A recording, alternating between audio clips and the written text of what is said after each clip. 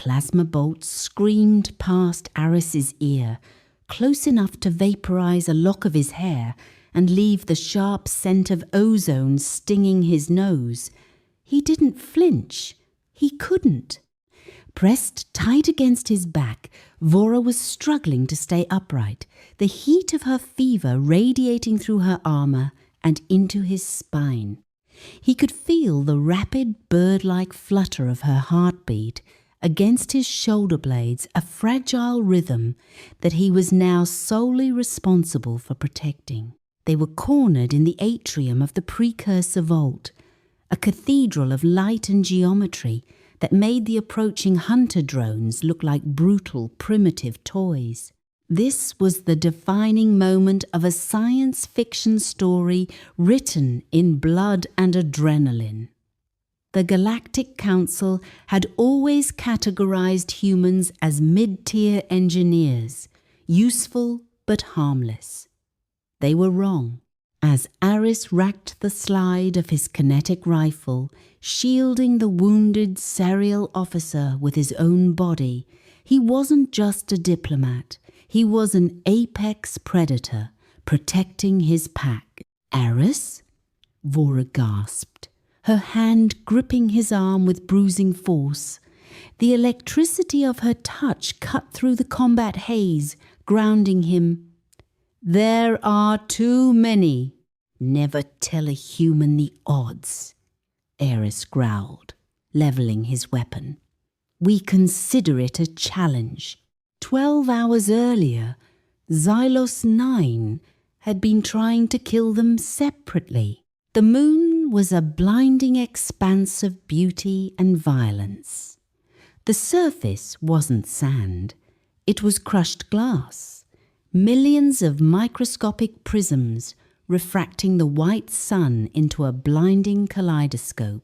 Xylos 9 doesn't just burn, it reflects your own death back at you. Aris Thorn dragged himself over a dune, the crystalline dust slicing at the treads of his boots. His ship was a memory, smoke rising in a thin column miles behind him, but his mission remained. Reach the obsidian spire, piercing the horizon. He wasn't the only one drawn to the signal. He heard the wheezing breaths before he saw her. Vora lay propped against a shelf of crystal, blue blood pooling beneath her. She was a serial, a species known for grace and orbital superiority, but here she looked broken. She raised a pistol as Aris crested the ridge, her hand trembling. This was the test of humanity.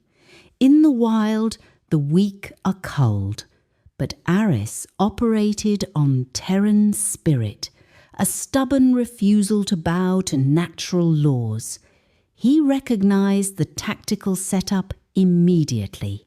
Game theory called it tit for tat. The idea that adaptive cooperation often yielded better survival rates than immediate hostility. If he shot her, he saved a bullet but lost a potential asset. If he helped her, he gained a second gun. He holstered his weapon and raised his hands. I have Medgel, Aris said, his voice cracking from dehydration. And you have a concussion. We can shoot each other, or we can survive. Vora hesitated, her silver eyes narrowing. She lowered the gun an inch. Aris moved fast, sliding down the glass slope. He didn't offer pity, he offered competence. As he knelt beside her to apply the patch, the proximity was startling. She smelt like static charge and deep space. When his fingers brushed her armor to secure the seal, a jolt passed between them, the undeniable recognition of a fellow survivor. You are a death worlder, Vora noted, watching him work with efficient, calloused hands. She looked at the modification on his wrist computer, a mess of wires and soldering. You repair things that should be discarded. It is inefficient. It's human ingenuity, Aris corrected, pulling her to her feet. He checked the seal, his hand lingering on her side for a fraction of a second too long to be purely clinical. We believe tools are extensions of intent. It's the made-by-hand principle. Machines do what they're told. Tools do what you need. A screech echoed across the wastes. Hunter drones. Bulky, ugly machines that moved with the subtlety of Space Orcs. We aren't the firstborn of the stars. We are the insurance policy, Aris said, checking his ammo counter. And right now, I plan to collect. Then lead the way, human, Vora said, the ghost of a smile touching her lips. Show me this HFY bravado I have heard so much about. The atrium exploded into a storm of shattered light. Aris didn't think. He moved. As the lead drone, a hulking mass of gunmetal and malice charged, he hooked his arm around Vora's waist and swung them behind a pillar of obsidian. The impact shook the floor, vibrating through his boots and into his teeth. My kinetic shields are failing! Vora shouted over the roar of plasma fire, her silver eyes wide but fierce. She pressed a fresh power cell into his rifle, her fingers lingering against his knuckles. Even here, amidst the chaos, that magnetic pull was undeniable, a tether keeping them both anchored to reality. Then we end this now, Aris yelled back. He leaned out, firing a controlled burst. Cover me! I'm going for the spire! Vora didn't hesitate. Trust, once forged in fire, is absolute. She surged from cover, her pistol singing a high-pitched rhythm that drew the drone's fire. It was a suicide run, a distraction calculated to buy him seconds. Aris sprinted across the polished floor, the air sizzling around him.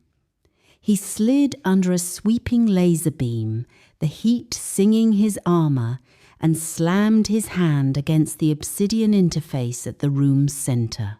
Nothing happened. It requires a precursor biosignature, Vora screamed, pinned down by 3 drones. It's dead technology, Aris! No, Aris gritted out, wiping sweat from his eyes. He looked at the console. It wasn't complex. It was intuitive. It didn't have keyboards or screens. It had indentations that looked disturbingly like hands. The galaxy didn't prepare for a species that fixes what it should fear. He didn't try to hack it. He didn't try to force it. He simply placed his bloody palm against the cold stone and exhaled, letting his pulse hammer against the surface. He stopped acting like a soldier and started acting like an engineer connecting with a machine. Recognition. The obsidian turned from black to blinding gold. A hum, deep and resonant, vibrated through the floor, shaking the dust from the ceiling. The hunter drones froze mid-step, their tracking eyes dimming from angry red to a docile blue. The interface hadn't been waiting for a conqueror or a scientist. It was waiting for a compatible nervous system. System reboot. A voice echoed not from speakers, but inside their heads.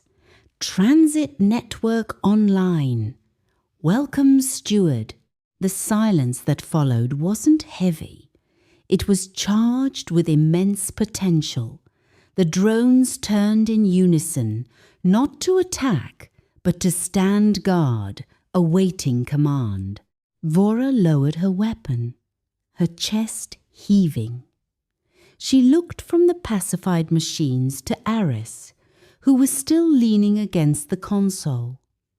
Bathed in the golden light of the ancient ring gate opening above them, the Galactic Council had spent millennia fearing the Precursor tech, treating it as a weapon.